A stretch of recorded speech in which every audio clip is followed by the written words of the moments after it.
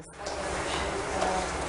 Ustaz, about these two hadith, Sahih, how do I reconcile it?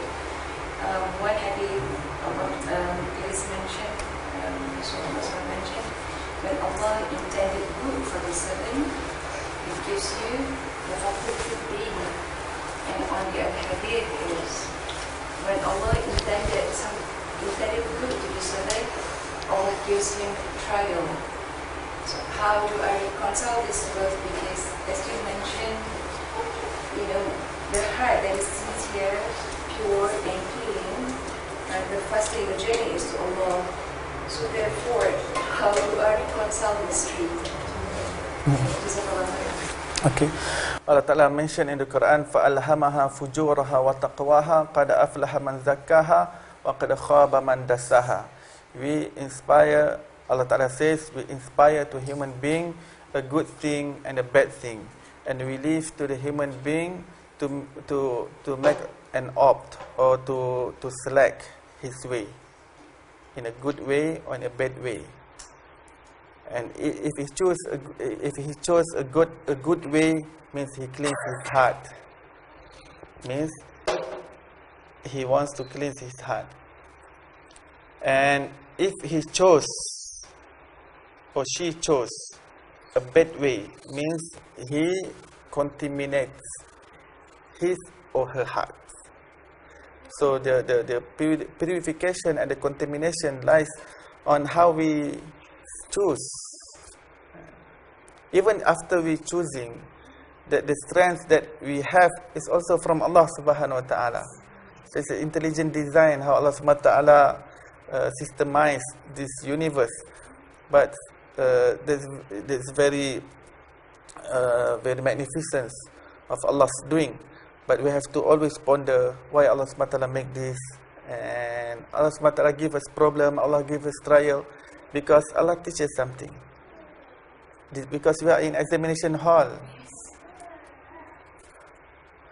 And like we say that in examination hall, the teacher is always silent.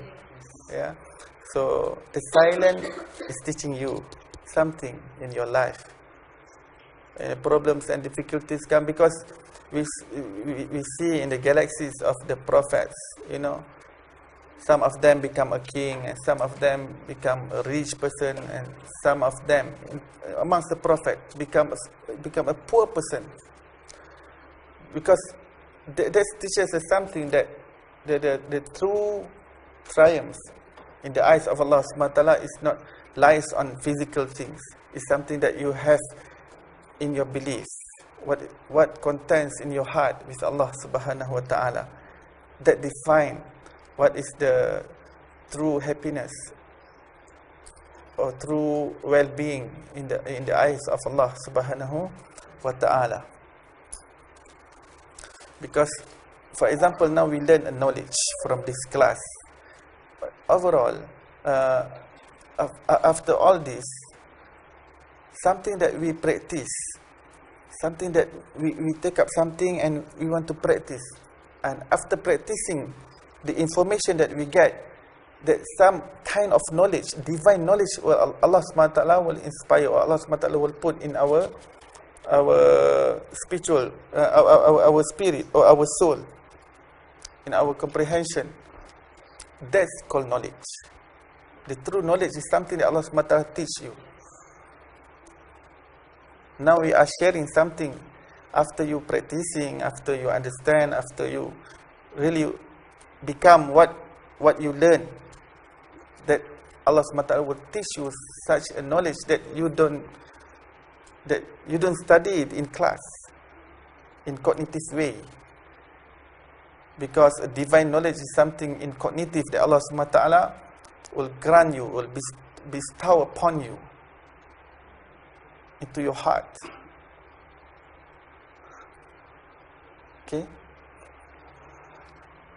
That is true knowledge. That's why in Surah Al-Baqarah Allah Ta'ala says, وَاتَّقُوا اللَّهَ يُعَلِّمُكُمُ اللَّهُ. When you have a taqwa with Allah subhanahu wa ta'ala, means you practice, you act, you obey the commandments of Allah subhanahu wa ta'ala, and you live what have been prohibited by Allah subhanahu wa ta'ala. That is taqwa. Wattaqullah yu'allikumullah. When you have a taqwa, then Allah subhanahu wa ta'ala will teach you. Means the knowledge that we get in class is info. It's just an info here in mind. It's just a data. It's just a accumulation of fact that in the minds of insan. But once you practice upon your information that you have, that become a knowledge, that Allah will teach you something, such a deep feeling, that how you feel Allah subhanahu wa ta'ala, how you get a recognition of Allah subhanahu wa ta'ala, is internal experience that you cannot describe it. It's undescribable. But you can feel it yourself after you practice it.